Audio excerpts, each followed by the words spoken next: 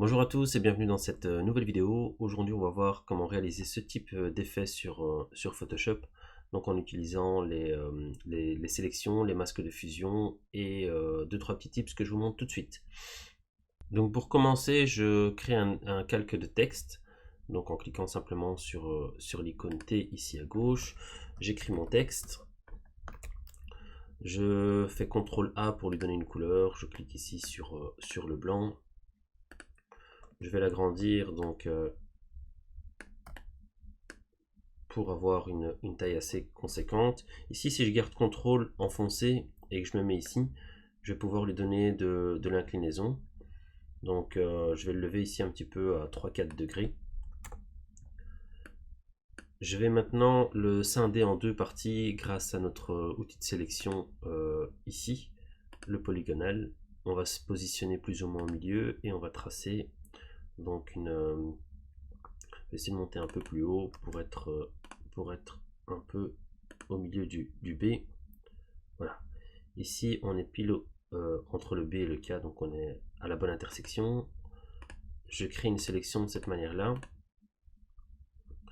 Je vais mémoriser la sélection, vous allez comprendre pourquoi. Donc je fais un clic droit, mémoriser la sélection. Je vais la nommer donc sélection 1 par exemple. Je fais un OK. Donc avec cette sélection sur ce calque, je vais créer un masque de fusion pour masquer donc la partie non sélectionnée. Ici en bas.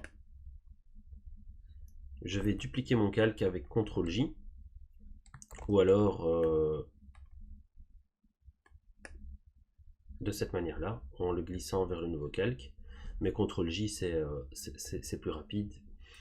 Gardez toujours à l'esprit que les raccourcis clavier sont vraiment très utiles pour vous faire gagner du temps et de la productivité dans Adobe Photoshop. Donc ici je vais supprimer mon masque de fusion, je vais rétablir ma sélection, donc récupérer ma sélection, je suis sur sélection, récupérer ma sélection, et là je prends ma sélection. Bon, j'en avais déjà fait un pour l'exercice, là je reprends ma sélection 1 que j'ai réalisé. On voit bien que c'est la sélection que j'ai eu tout à l'heure. Je vais l'inverser, l'intervertir, afin d'avoir l'inverse et de masquer l'autre partie évidemment.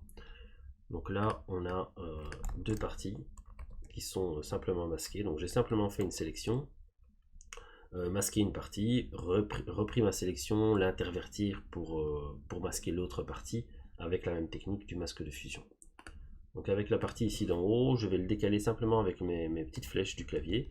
Donc une fois en haut, deux fois à droite, haut, droite, haut, droite, haut, droite, ou alors avec notre souris simplement essayer d'arriver à un résultat assez plaisant à l'œil. Sur le calque du bas, je vais incruster un dégradé linéaire dans le sens, voilà, j'ai mis 93 mais c'est en fonction de votre visuel,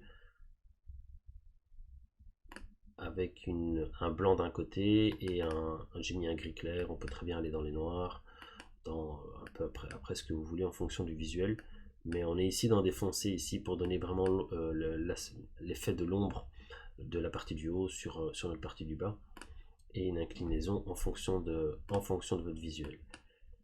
Je clique OK, on a déjà ceci. Alors j'avais mis une petite annotation plus bas pour remplir.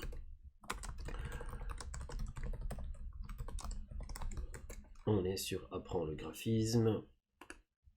Si on veut élargir un peu les caractères, on fait ceci.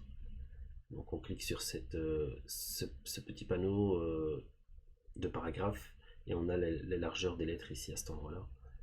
Je vais quand même le mettre en régular, ici, que ce soit moins fat. Et voilà, je peux soit le laisser comme ça, soit l'incliner